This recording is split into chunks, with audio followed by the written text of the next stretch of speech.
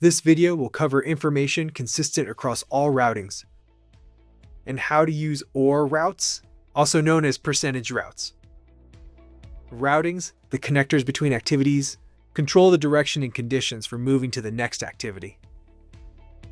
In this training, you will discover and practice the following: the 4 most used routings, how to describe the flow logic using routes, and how to identify which type of routing is needed.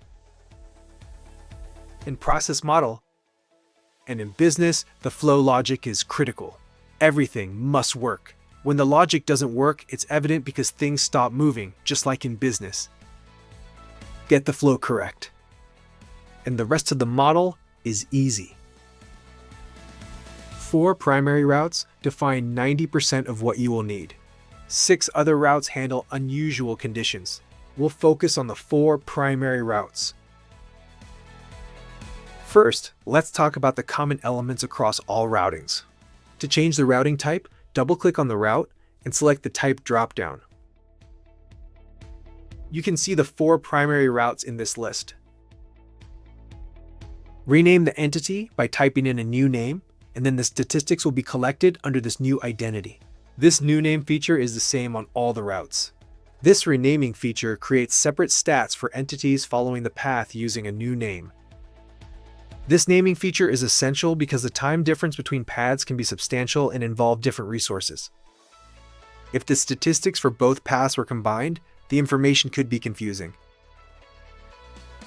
The new name must be one continuous word, such as full_service or full service scrunched together. To change the name and the graphics simultaneously, place an entity on the layout. This new entity doesn't need to be connected to anything, just place it on the layout. Then instead of typing the name, select the name from the new name dropdown. Notice the graphic automatically changes during the simulation.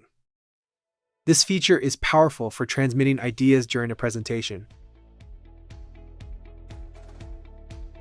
Each route can have a time associated with the transfer. A thought process might take 0 or a few seconds. A physical move might take minutes. International shipping, days. The percentage routing lets you split the flow with precision and power. You decide exactly what percentage of entities move to each connected activity or storage.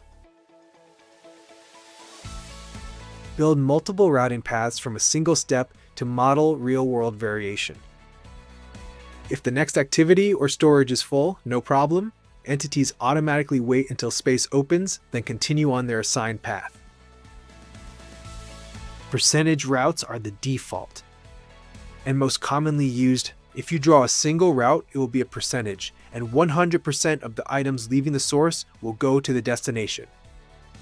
If more than one option is available based on a percentage, use the percent route.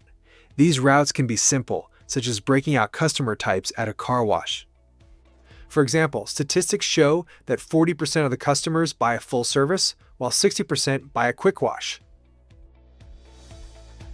Every entity has a 40% chance of being full service. If you watch this interaction over time, the breakout would be a 40-60 split, occurring randomly. You may see a route selected several times in a row. The same route selected multiple times is expected, but with a large enough sample, the stats will exhibit the 40-60 split. Open the model named percentage routes. Follow the instructions on the model layout. Then, run the model and view the output. Make changes and simulate as instructed. If you have difficulty with any concept of this video, please review the video again as needed.